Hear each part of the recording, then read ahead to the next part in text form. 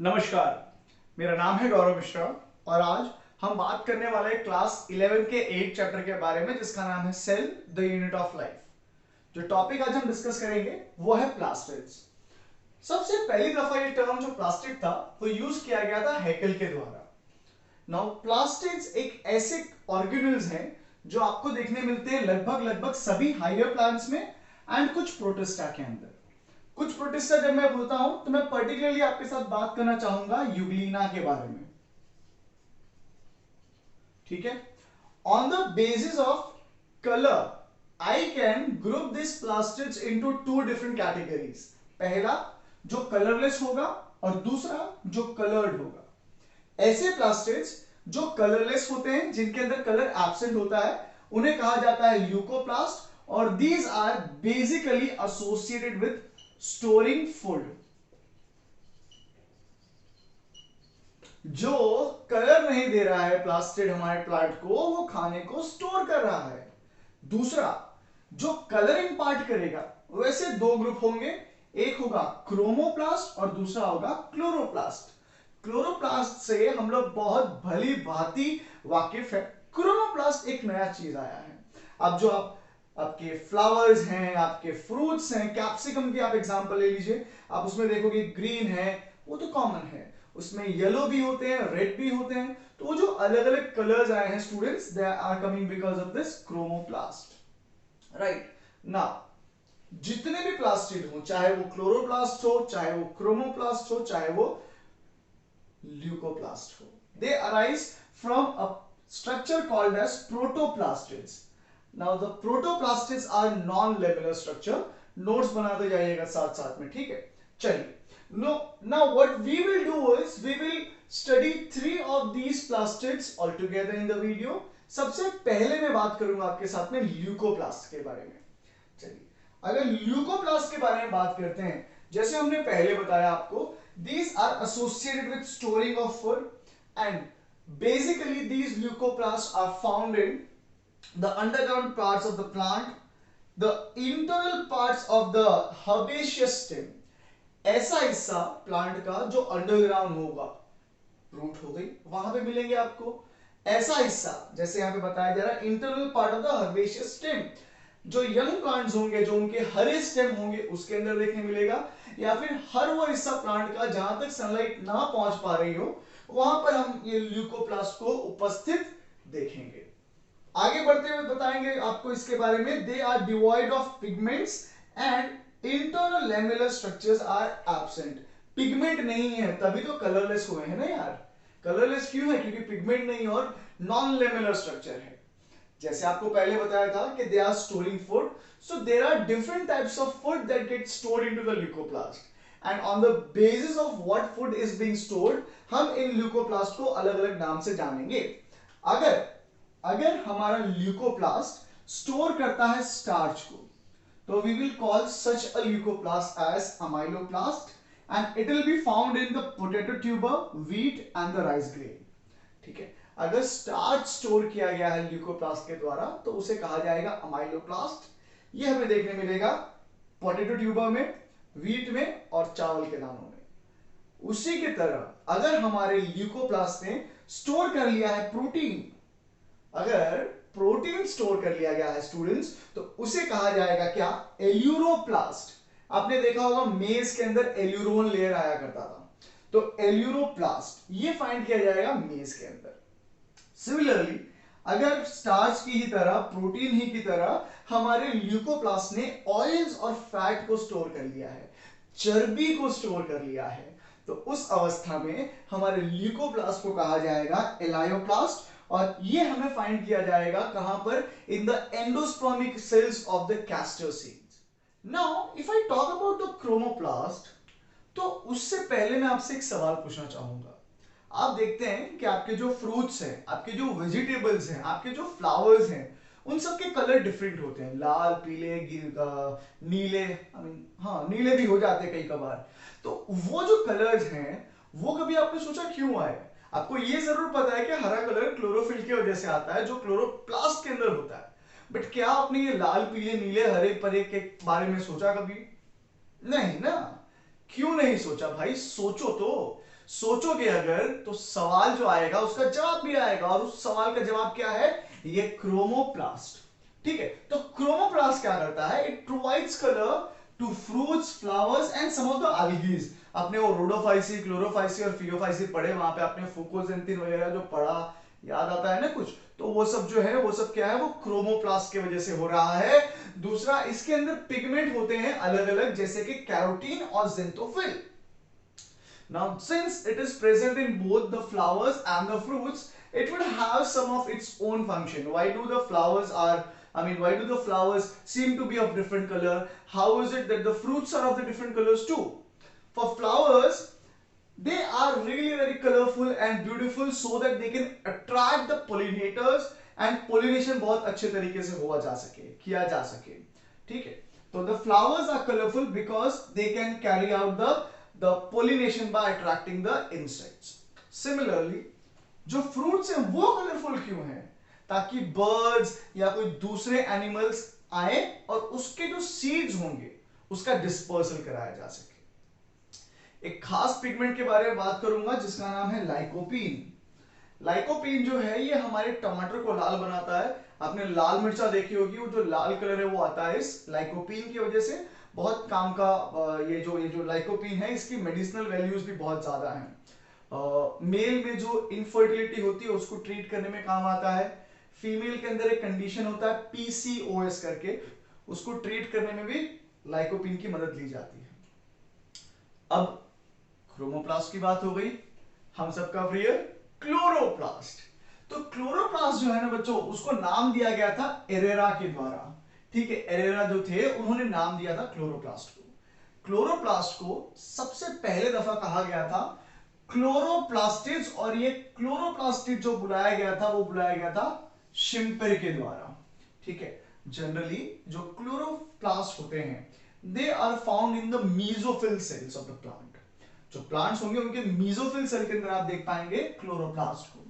इनके अलग अलग शेप हो सकते हैं। You could have different varieties of the shape of chloroplast. It could be lens shape, it could be cup shape, it could be oval, it could be spherical, discoid, ribbon shape. अलग अलग प्रकार के shape हैं, depend करता है कि कौन से स्पीशीज में हमारा रेफरेंस है। तो स्पीशीज वाइज जो शेप होगा क्लोरोप्लास्ट का वो अलग होगा। इसकी साइज जो है वो वेरी कर सकती है 5 से 10 mm और 2 से 4 mm लेंथ और विड्थ में। ठीक है, चलिए सिमिलरली जैसे साइज वेरी कर रही थी, शेप वेरी कर रहा था, वैसे ही नंबर भी वेरी करेगा। तो मेरे पास अगर मैं क्लोरोप्लास्ट की बात कर रहा हूं और पर्टिकुलरली मैं डिफरेंशिएट करूंगा इस क्लेमाइडोमोनास और हाइयर प्लांट्स को।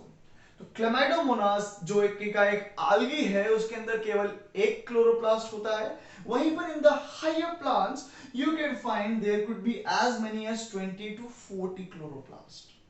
चलिए अब बात करते हैं क्लोरोप्लास्ट के बारे में। देखिए क्लोरोप्लास्ट के बारे में अगर आप बात करेंगे तो सबसे पहले मैं आपको उसका स्ट्रक्चर समझाता हूं। देखिए जो क्लोरोप्लास्ट होता है students, it is a double membrane structure. आप देखेंगे कि इसके पास बाहर की तरफ आउटर मेम्ब्रेन होती है और अंदर इनर मेम्ब्रेन होती है।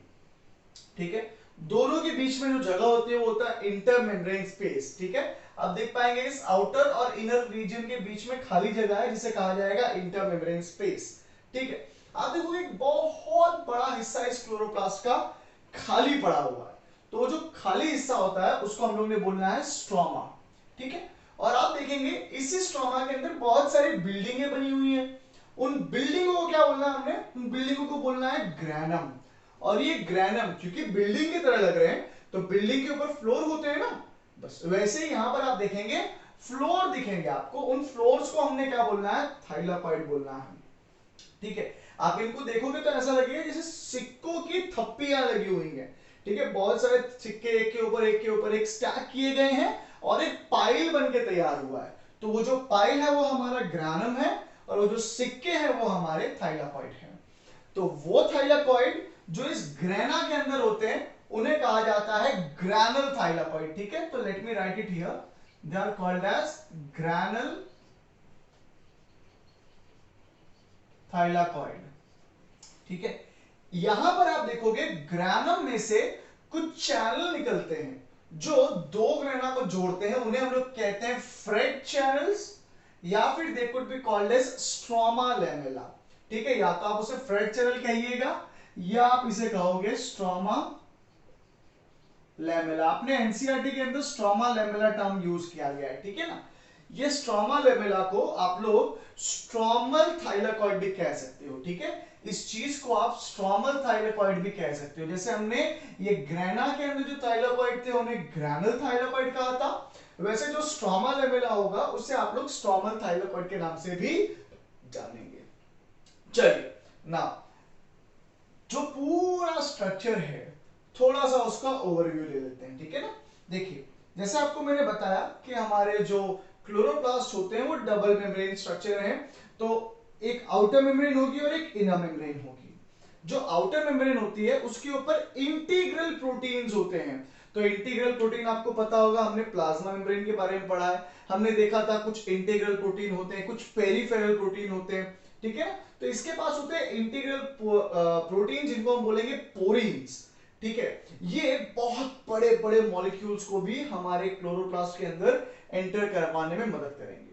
दूसरे होंगे inner membrane. Inner membrane relatively impermeable होती है, तो चीजें जो है वो बहुत आसानी से अंदर एंटर कर पाएंगी नहीं। फिर आया डिवीजन, ठीक है। हम क्या कर सकते हैं, इस क्लोरोप्लास्ट के अंदर दो अलग अलग रीजन आइडेंटिफाई कर सकते हैं। हम यहां पर देखेंगे स्ट्रोमा और ग्राना। स्ट्रोमा, ये जो वेकेंट हिस्सा दिख रहा है वो आपका स्ट्रोमा हो गया। स्ट्रोमा के अंदर क्या क्या दिखेगा आपको, स्ट्रोमा में आप देखोगे it is the matrix part, ठीक है। जो फ्लूइड भरा हुआ होगा इस पूरे के पूरे क्लोरोप्लास्ट में वो रहेगा स्ट्रोमा के अंदर। इस फ्लूइड के अंदर you will be able to find various enzymes. ये एंजाइम्स वो होंगे जो हमारे फोटोसिंथेटिक रिएक्शंस को कैटेलाइज करवाएंगे। आगे बढ़ूंगा मैं, इसके अलावा मैं देखूंगा I will be able to find proteins, I will be able to find DNA along with the ribosomes. अब राइबोसोम है, क्लोरोप्लास्ट है, तो जो राइबोसोम क्लोरोप्लास्ट में देखोगे वो होगा 70s टाइप का, वही जो प्रोकैरियोट्स में दिखता था। 70s है तो दो सब यूनिट्स आएंगे, जो बड़ा सब यूनिट होगा 50s, छोटा सब यूनिट कितना हो जाएगा बेटा, छोटा सब यूनिट हो जाएगा 30s, ठीक है।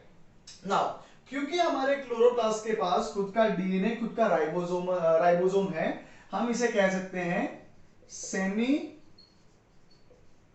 ऑटोनोमस ऑर्गेनल, ठीक है।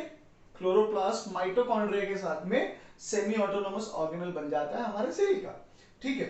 चलो ग्रेना में जाएंगे, तो ग्रेना के बारे में हमने बात की, जैसे बहुत सारे मेम्ब्रेनियस सैक स्ट्रक्चर प्रेजेंट होते हैं जिनको हम लोग ने बोलना है थाइलाकॉइड, और ये बहुत सारे थाइलाकॉइड आपस में जुड़ करके फॉर्म कर देंगे क्या, ग्रेना। इस थाइलाकॉइड के अंदर आप देख पाएंगे बच्चों क्लोरोफिल, ठीक है। ये क्लोरोफिल रहेगा, तो क्लोरोफिल वो साइट है जहां पर लाइट अब्सॉर्ब होगी और फोटोसिंथेसिस जो है वो स्टार्ट होगा। नाउ यहां पर आपको देखने मिलेगा डिवीजन ऑफ लेबर। जो स्ट्रोमा वाला पार्ट होगा वहां पर कुछ स्पेसिफिक पार्ट होगा रिएक्शन का फोटोसिंथेसिस में, और जो ग्रेना वाला पार्ट होगा उसके अंदर भी कुछ स्पेसिफिक पार्ट होगा। तो आप देखेंगे जो फोटोसिंथेसिस है उसको दो भाग में डिवाइड कर दूंगा मैं यहां पर। So this is my photosynthesis, I can divide the photosynthesis into two phase, the light phase and the dark phase, ठीक है। तो ये जो लाइट फेज होगा ना हमारी फोटोसिंथेसिस का बच्चों, वो किया जाएगा कहां पर, लाइट फेज किया जाएगा कहां पर, लाइट फेज किया जाएगा इन द ग्रेना। जब लाइट फेज होगा तो आप देखोगे यहां पर बनेगी दो चीजें, एटीपी और NADPH2, एटीपी और NADPH2 बनेगा यहां पर, और यही NADPH2 और ATP यूटिलाइज किया जाएगा कहां पर, डार्क रिएक्शन में। तो जो डार्क रिएक्शन होगा स्टूडेंट्स वो कैरी किया जाएगा इन योर स्ट्रोमा, ठीक है। तो जो लाइट रिएक्शन है और डार्क रिएक्शन है स्टूडेंट्स, दो अलग अलग स्टेजेस है हमारे फोटोसिंथेसिस प्रोसेस के, और दोनों अलग अलग जगह पे किए जाएंगे inside the chloroplast. Now all this process of photosynthesis starts right when the sunlight falls on the leaf. Inside the thylakoid there are these pigments called chlorophyll. There are different types of chlorophylls, right? There are different types of chlorophylls, जिसमें से एक है chlorophyll A, जिसका formula बनता है C55H72O5N4Mg। Chlorophyll B जिसका formula बनता है C55H70O6N4Mg, chlorophyll c C55H32O5N4Mg, chlorophyll d C54H70O6N4Mg, chlorophyll ई।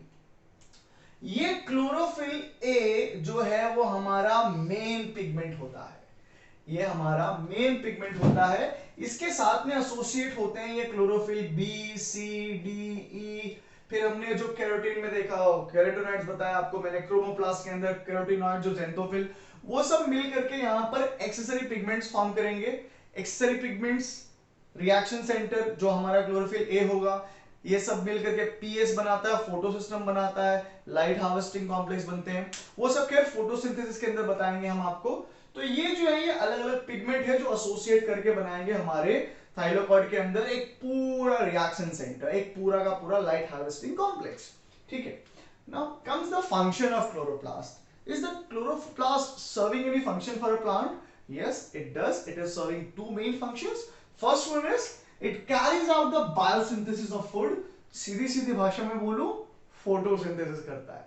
फोटोसिंथेसिस करेगा, कुल मिला के क्या बनाएगा? फूड बनाएगा, जो बनेगा C6H12O6 ग्लूकोज। सो फूड बन रहा है in the form of glucose. दूसरा, जब फोटोसिंथेसिस होती है तो प्लांट्स क्या करते हैं? कार्बन डाइऑक्साइड को टेकअप करते हैं फ्रॉम द एनवायरनमेंट और बदले में गिव आउट करते हैं ऑक्सीजन। तो कार्बन डाइऑक्साइड और ऑक्सीजन का बैलेंस बना के रखने का काम भी करते हैं एटमॉस्फेयर में हमारे chloroplast which are present inside the leaf of the plant, right. Then आज के इस वीडियो से हमने एक नया इनिशिएटिव स्टार्ट किया है जहां पर आपके साथ डिस्कस किए जाएंगे कुछ ऐसे फैक्ट्स जो आपकी कॉम्पिटिटिव एग्जाम के लिए यूजफुल हो सकते हैं। तो दो फैक्ट्स हैं आज हमारे पास। First is the sciophytes. ये ऐसे ग्रुप ऑफ प्लांट्स होते हैं जो शेड में रहना पसंद करते हैं। इनके जो क्लोरोप्लास्ट होते हैं उनकी साइज काफी बड़ी होती है। सिमिलरली दूसरा ग्रुप ऑफ प्लांट है हमारे पास हेलियोफाइट्स। ये ऐसे ग्रुप ऑफ प्लांट हैं जो लाइट में रहना पसंद करते हैं और इनके क्लोरोप्लास्ट की साइज कंपैरेटिवली छोटी होती है। तो that is it guys in this video. I hope आपको वीडियो अच्छा लगा होगा। अगर ऐसा है तो वीडियो को लाइक करिएगा, शेयर भी करिएगा अपने फ्रेंड्स के साथ में, और अगर आपको लगता है कि चैनल आपके लिए यूजफुल होगा तो सब्सक्राइब जरूर करिएगा। मिलते हैं अगले वीडियो में, तब तक के लिए अपना बहुत ख्याल रखें, घर पर रहें, stay safe and stay blessed.